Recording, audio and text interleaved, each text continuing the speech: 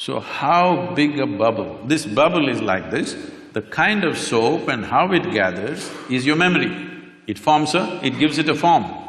But when the memory bursts, there is no such thing as your air and my air. So these different dimensions of memory are playing on a daily basis.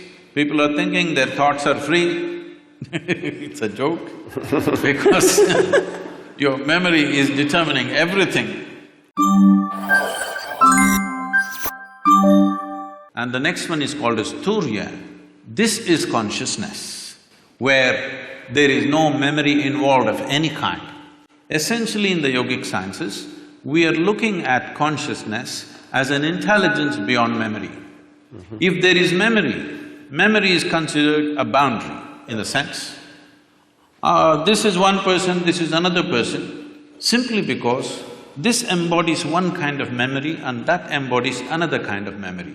This has become one kind of person, this has become another kind of person. Essentially, it is in the memory. Memory does not mean just what I remember and you remember. Genetic memory is there, evolutionary memory is there, elemental memory is there, atomic memory is there, karmic memory is there. Inarticulate and articulate memories are there, but generally we are thinking memory means consciously what we can remember. But today, if we eat dog food, we'll not become dogs. Something within us remembers, no matter what you eat, this has to be only transformed into a human being. It doesn't matter what you eat. If you and a cow every day eat a mango, no merger will happen. Perfect memory is established, evolutionary memory is absolute. So, these different dimensions of memory are playing on a daily basis. People are thinking their thoughts are free. It's a joke because your memory is determining everything. So, largely in one single word we call this karma.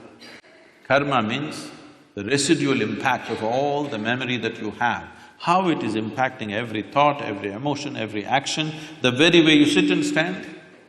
See, if you see somebody walking far away, let's say half a mile away you see someone walking, if he's your friend, just the way they're moving their body, you say, oh, that's him. There are 7 billion plus people, but this particular man walks in a unique way, all right? Just two-leg walking, everybody walks, but still it is so unique.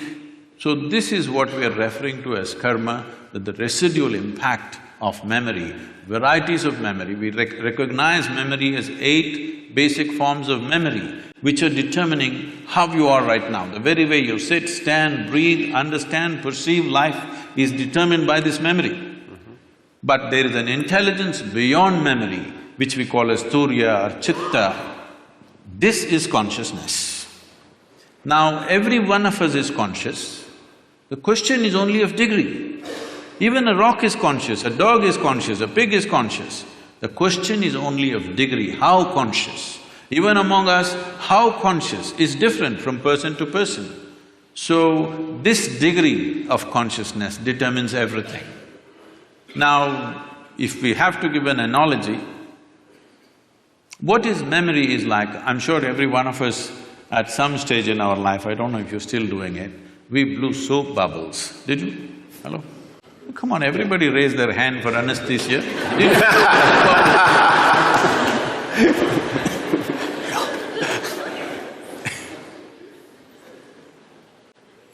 So, when you blow a soap bubble, the soap part of it, which is very little, just a tiny drop, the large part of it is air that it captures. So how big a bubble? When you were children, who can blow the biggest bubble was a big deal. And it's a certain amount of technique. Yeah. How you do it. Somebody blew this big bubble, somebody got only this much. So how big a bubble? This bubble is like this, the kind of soap and how it gathers is your memory. It forms it gives it a form. But when the memory bursts, there is no such thing as your air and my air. How big is your bubble will determine the scale of your life.